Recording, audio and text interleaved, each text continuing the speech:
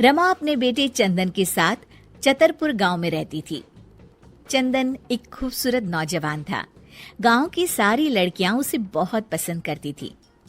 एक दिन चंदन पर शिवानी की नजर पड़ी और उसे चंदन से पहली नजर में ही प्यार हो गया। चंदन को भी शिवानी बहुत पसंद आई।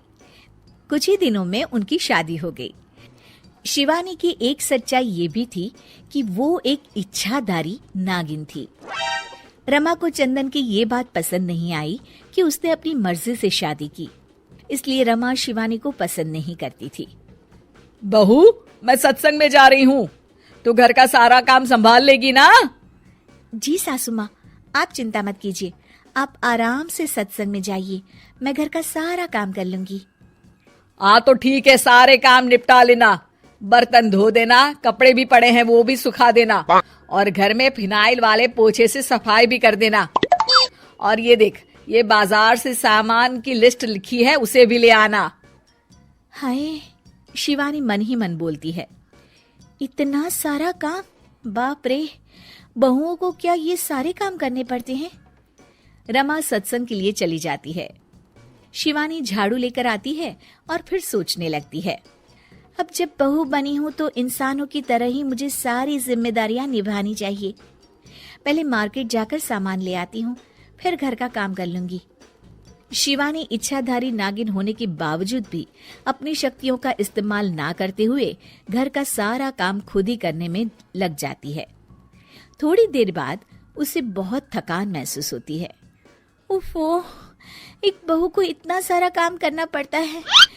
इसका पता होता तो कभी शादी ही नहीं करती। बाप रे।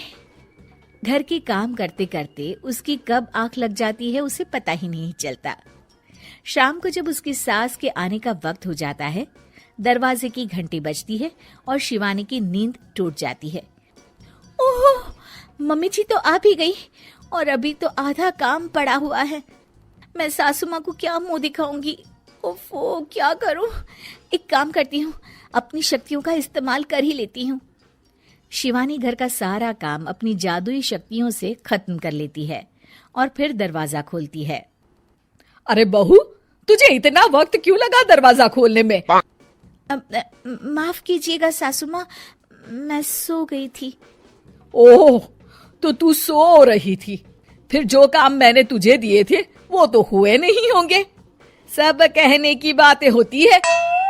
रमा घर में आती है और देखती है कि सारे काम हो चुके हैं। वो एकदम चौंक जाती है।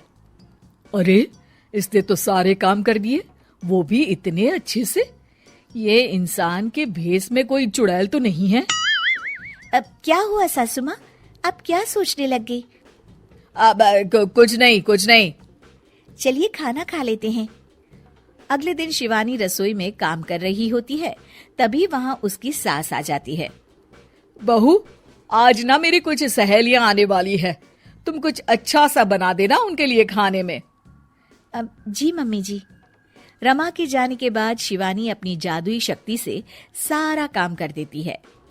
शाम को रमा की सारी सहेलियां आती हैं। अरे रमा, अपनी बहू से तो मिलवा। रमा शिवानी को बुलाती है। शिवानी बहुत ही सुंदर थी। रमा की सारी सहेलियां उसे देखकर चौंक जाती हैं। अरे रमा, तेरी बहू तो बहुत ही सुंदर है। अपने बेटे के लिए चुनकर बहू ढूंढी है तूने। ये लीजिए, आप ये कचौड़ी खाइए। रमा की सभी सहेलियां खाना खाती हैं और उन्हें खाना बहुत पसंद आता है। अरे वाह भाई वाह, रमा मान गए तुम्हारी बहू को, कितना अच्छा खाना बना लेती है। उस दिन पूनम की रात होती है और शिवानी घर के कामों में इतनी उलझी रहती है कि उसे याद ही नहीं रहता कि हर पूनम की रात को वो अपने असली रूप में आ जाएगी। वो रसोई में काम कर रही होती है, तभी उसका असली रूप सामने आने लगता है। शिवानी ये देखकर घबरा जाती है। हे भगवान, मैं तो भूल ही गई थी कि आज पूनम की रात है। बाहर तो सासू माँ और उनकी सहेलियां आई हुई हैं। अब मैं क्या करूं? क्या शिवानी का राज सबके सामने खुल जाएगा? जानने के लिए देखिए इच्छाधारी बहू पार्ट 2।